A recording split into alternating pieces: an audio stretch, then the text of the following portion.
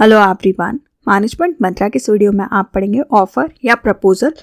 तो नेक्स्ट आप देखते हैं कि इससे रिलेटेड कौन कौन से टॉपिक आप इस वीडियो में देखेंगे। तो पहले हम देखेंगे कि इसका क्या मीनिंग होता है, क्या फीचर्स होते हैं वैलिड ऑफर के, क्या एलिमेंट्स होते हैं जिनसे मिलके कोई भी ऑफर बनता है, इसके क्लासिफिकेशन मतलब क्या टाइप्स होते हैं, और क्या लैप्सेस और रिवोकेशंस होते हैं ऑफर के अंदर, मतलब कि किन चीज़ों की वजह से जो ऑफर है वो ख़त्म हो जाता है। इनको डिटेल में देखने से पहले डिस्क्रिप्शन में आप बिजनेस लॉ कॉन्ट्रैक्ट से रिलेटेड डिफरेंट टॉपिक्स पे वीडियो देख सकते हैं।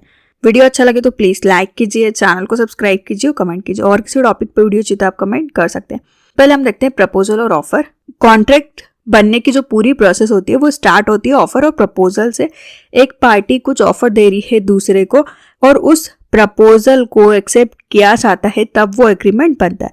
तो according to Indian contract act 1872 proposal या ऑफर को सेक्शन 2A के अंदर डिफाइन किया गया है। When one person will signify to another person his willingness to do or not to do something with a view to obtain the assent of such person to such an act of absentee, he is said to make a proposal or offer। जब भी कोई agreement या contract होता है तो वो start होता है ऑफर से, मतलब एक व्यक्ति की कुछ इच्छा है वो दूसरे को बताता है, या कुछ इच्छा नहीं है उसके बारे में भी बताता है, और दूसरा व्यक्ति उस ऑफर को सुनेगा, उसको एक्सेप्ट करना है या एक्सेप्ट करेगा या रिजेक्ट करेगा।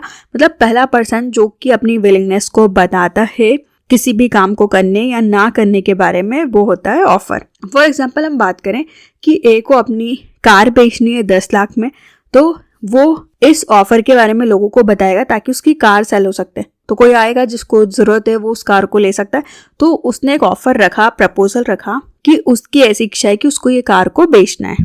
नेक्स्ट हम देखते हैं कि क्या फीचर्स होते हैं एक वैलिड ऑफर के। फर्स्ट आता है एक पर्सन जो कि ऑफर या प्रपोजल को बनाता है वो प्रोमिसर होता है या ऑफरर होता है, वहीं दूसरा पर्सन जो कि उस ऑफर को एक्सेप्ट करता है वो प्रोमिसी या एक्सेप्टर होता है। सेकंड फीचर आता है कि ऑफरर में कुछ भी आपको एक्सप्रेस करना है आपकी विलिंगनेस को, कि क्या चीज़ें आपको करनी है नहीं करनी है, क्या आपकी इच्छा है उसके बारे में, कि आप क्या करना चाहते हैं, आप आपकी विलिंगनेस को बताते हैं। फिर थर्ड आता है जो ऑफर होता है वो पॉजिटिव और नेगेटिव कुछ भी हो सकता है। ऑफर के अंदर कोई भी प्रॉमिस कुछ करने के लिए या ना करने के लिए हो सकता है और दोनों ही वैलिड होते हैं।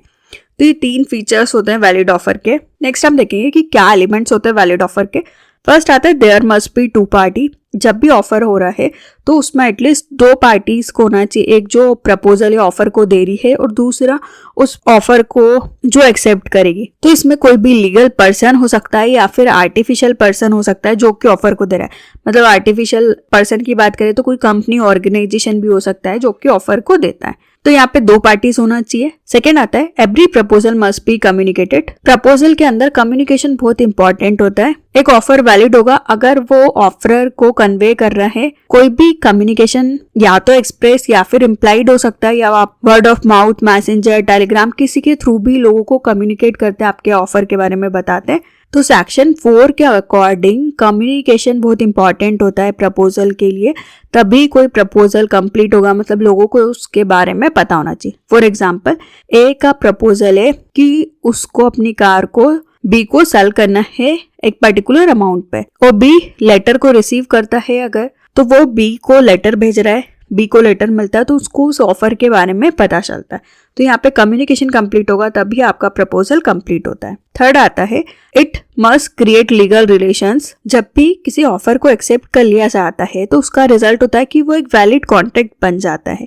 कोई भी आपको सोशल इन्विटेशन मिला है वो ऑफर नहीं होता है। कुछ इन्विटेशन आया और आप उसको लीगल रिलेशनशिप या ऑफर मान रहे हैं।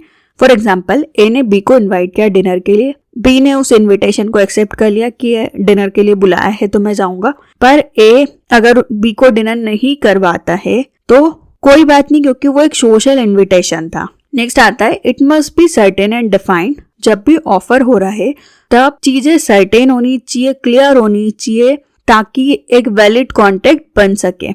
नेक्स्ट आता है इट मे बी स्पेसिफिक और जनरल। कोई भी स्पेसिफिक ऑफर किसी स्पेसिफिक पर्सन के लिए या पर्टिकुलर पर्सन के लिए होता है, वही जो जनरल ऑफर होता है उसको कोई भी पर्सन एक्सेप्ट कर सकता है। तो ये थे कुछ एलिमेंट्स। नेक्स्ट हम देखते हैं कि क्या क्लासिफिकेशंस या बोला जाए तो क्या टाइप्स होते हैं ऑफर के। तो express, implied, general, specific, cross और काउंटर।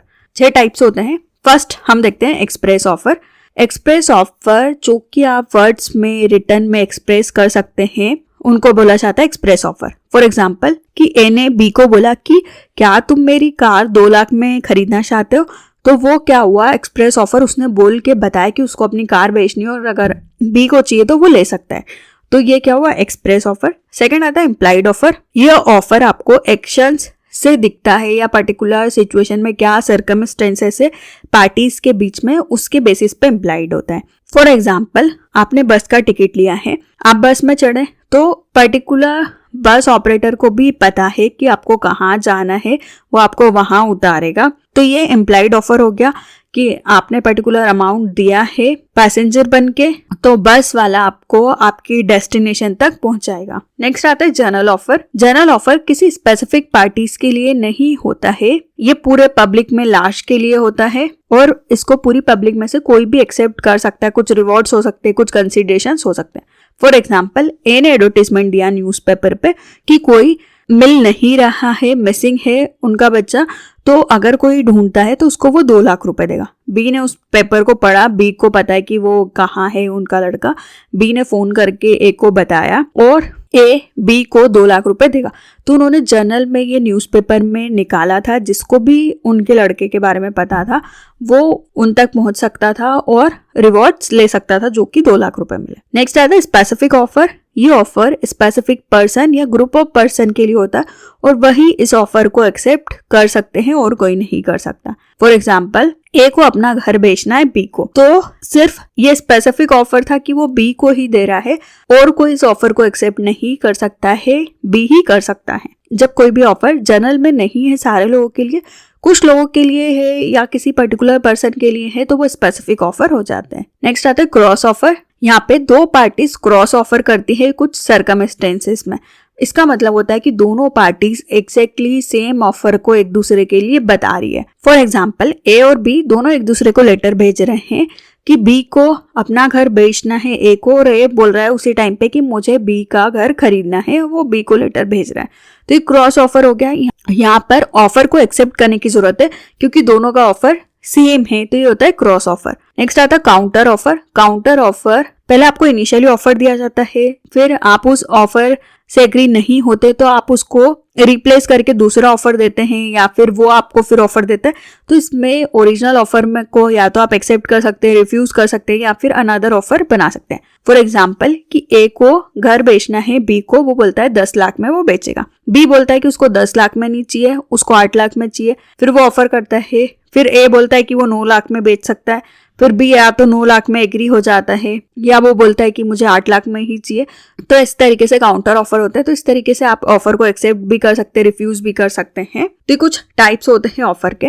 नेक्स्ट आता है lapses and revocation of an offer. कोई भी ऑफर कैसे चूक जाता है या फिर कैसे खत्म हो जाता है उसके बारे में।